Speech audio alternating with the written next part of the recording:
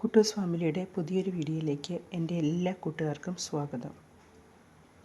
നമ്മളിന്ന് വളരെ എളുപ്പത്തിൽ തയ്യാറാക്കുന്ന ഒരു റാഗി ഹൽവയുടെ റെസിപ്പി ആയിട്ടാണ് വന്നിരിക്കുന്നത്.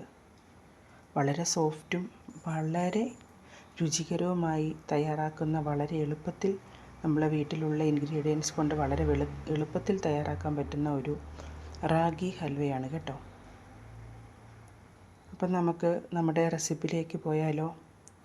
ഇവിടെ ഒരു 2 സ്പൂൺ പംകിൻ സീഡും 2 സ്പൂൺ സൺഫ്ലവർ സീഡും 2 സ്പൂൺ കാഷ്നട്ട് ഞാനിവിടെ എടുത്തിട്ടുണ്ട്.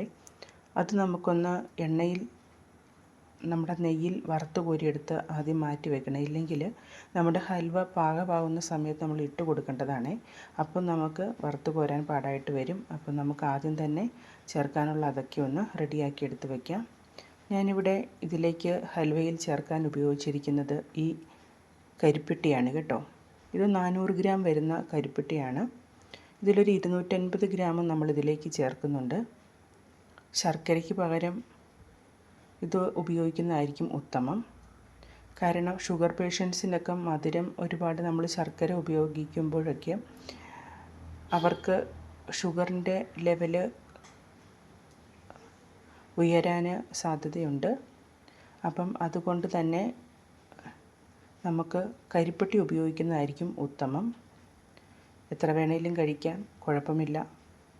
നമ്മൾ റാഗിയുടെ പല റെസിപ്പികൾ നമ്മൾ തയ്യാറാക്കുന്നതാണ്, കഴിക്കുന്നതാണ്. അതുപോലെ തന്നെ റാഗിയുടെ ഗുണങ്ങളും നമുക്കെല്ലാം അറിയാവുന്നതാണ്. കുഞ്ഞുങ്ങൾ മുതൽ പ്രായമായവർക്ക് വരെ കഴിക്കാൻ പറ്റുന്ന ഒന്നാണ് റാഗി എന്ന് പറയുന്നത്. അപ്പോൾ നമ്മളിവിടെ എടുത്തിട്ടിരിക്കുന്നത് ഒരു 1/2 കപ്പ് വെള്ളത്തിലേക്ക് 2 സ്പൂൺ റാഗിപ്പൊടി നന്നായിട്ടൊന്ന് കലക്കിയെടുക്കണം. തരികളൊന്നുമില്ലാതെ, കട്ടകളൊന്നുമില്ലാതെ നന്നായിട്ട് വേണം അത് എടുക്കാനായിട്ട്. പിന്നെ നമുക്കൊരു കട്ടിയുള്ള ഉരുളി നമുക്ക് അടുപ്പിലേക്ക് വെച്ചിട്ട് ഒരു 2 ടീസ്പൂൺ നെയ്യ് ഒഴിച്ച് കൊടുക്കുന്നുണ്ട്. ഈ നെയ്യിലേക്ക് നമ്മൾ നേരത്തെ എടുത്ത് വെച്ച നമ്മുടെ കാഷ്നട്ടും നമ്മുടെ സൺഫ്ലവർ സീഡും പംകിൻ സീഡൊക്കെ നമുക്കൊന്ന് വറുത്തെടുക്കാം. നമ്മളിത് ഇപ്പം നമ്മൾ കാഷ്നട്ട് വറുത്തെടുത്തിട്ടുണ്ട്. അതുപോലെ തന്നെ നമുക്ക് പംകിൻ സീഡ്, സൺഫ്ലവർ സീഡും വറുത്തെടുക്കാം. ഇതൊക്കെ ഓപ്ഷണലാണ് കേട്ടോ. നമുക്ക് എത്ര വേണേലും ഇതെല്ലാം ചേർക്കാം, നട്ട്സ് എല്ലാം ചേർക്കാം കേട്ടോ. ഞാനിപ്പോൾ ഈ 3 നട്ട്സേ എടുത്തിട്ടുള്ളൂ. ബദാമൊക്കെ നമുക്കിതിലേക്ക് പൊടിച്ച് ചേർക്കാം കേട്ടോ. ചേർക്കുമ്പോഴത്തേക്കിന് എത്ര വേണേലും ചേർക്കാം. വാൽനട്ട്, ബദാം, പിന്നെ നമുക്ക് വേണമെങ്കിൽ ഈന്തപ്പഴം ചേർക്കാം. എത്രത്തോളം രുചിയായിട്ട് നമുക്ക് അത്രത്തോളം രുചിയായിട്ട് നമുക്കിത് ചെയ്തെടുക്കാവേ. ഹെൽത്തിയുമാണ്, രുചിയുമുള്ളതാണ്. അപ്പം നമുക്കിതൊന്ന് കരിയാതെ ഇതൊന്ന് വറുത്തെടുക്കാവേ.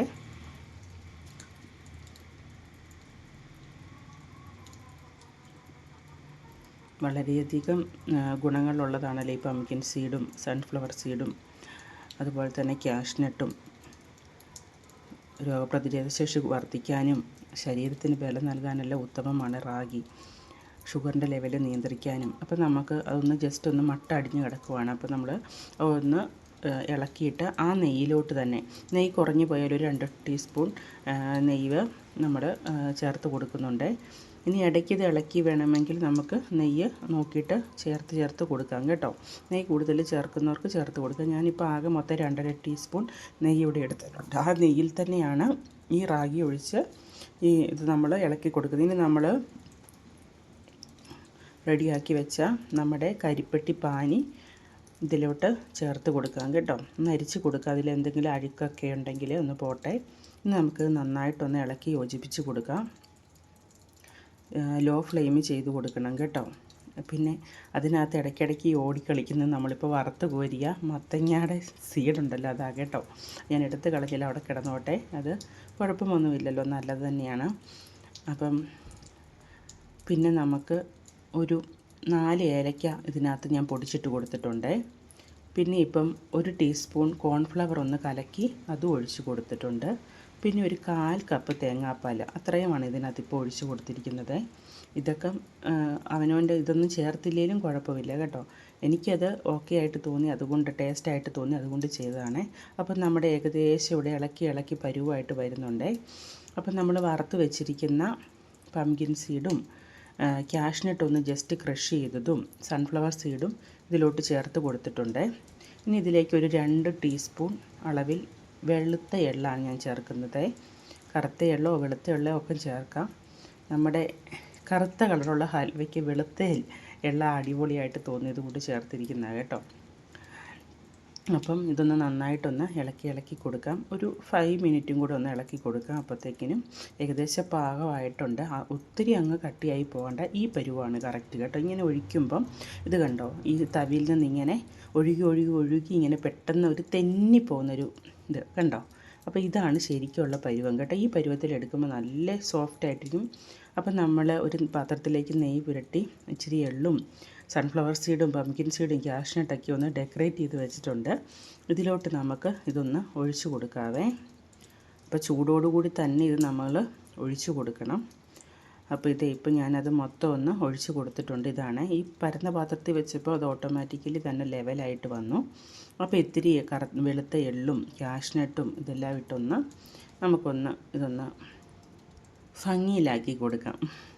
ഭംഗിയിലും രുചിയിലും കടിക്കാൻ ചെറിയ നമ്മൾ ഹൽവ കഴിക്കുന്ന സമയത്ത് ജസ്റ്റ് ഇങ്ങനെ കടിച്ച് കിട്ടുമ്പോൾ ഒന്നുകൂടെ ഒരു ടേസ്റ്റായിട്ട് തോന്നും.